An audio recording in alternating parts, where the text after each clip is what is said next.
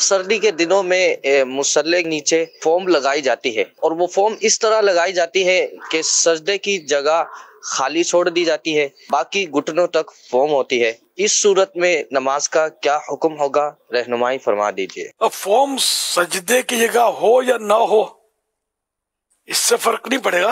असल मसला यह कि सजदे में इस तरह पेशानी जमानी है कि जमीन की सख्ती महसूस हो। अब बाज़ों का फोम होती है, सारा साल होती है फोम कारपेट के नीचे मस्जिदों में, बाज़ मस्जिदों में। तो ये कि पेशानी इतनी दबाए कि अब दबाएगा तो नहीं दबेगी, कुव्वत भर दबाए तो सजदा हो जाएगा। और अगर इतनी नहीं दबाई, हल्की रख ली कि दबाने की गुंजाइश है, तो अब यह कि पेशानी जमेगी नहीं तो सजदा होगा नहीं। सजदा जब नहीं होगा तो नमाज नहीं होगी।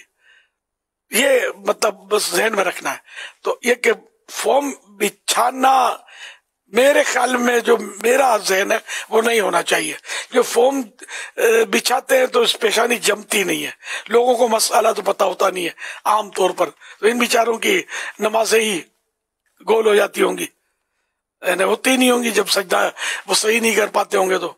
और दूसरा ये कि जिनको मसला पता होता है तो ये कि फिर वो पेशानी को जमाने में बेचारे जोर लगाते रहेंगे तो नमाज में खुशू खुशूस को नहीं मिलेगा, वो जोर लगाता रहेगा। फिर इमामा पहना होगा तो बाद में जोर लगाने से इमामा उतर जाएगा उसका, तो यूं टोपी उलट जाएगी, तो तकलीफ होती है।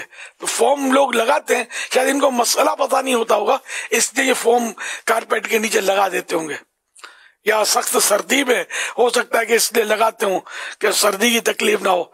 और बाहर निकलते हैं, बाजार में घूमते हैं तो सारे बदन पे फोम तो नहीं लपेटते ना यार, जो मतलब सजदे में ही उसको फोम में सर्दी लग जाती है बंदे को। इसको गौर कर लें। दरवाजे बंद हो, कारपेट बिछा हो तो सर्दी तो रुकती है, सर्दी रुक जाती है किसी हद तक। मस्जिदों में हीटर भी बाद जगह लगाते हैं तो यूं भी सर्दी रुकती है, तो फोम ही क्या जरूरी था।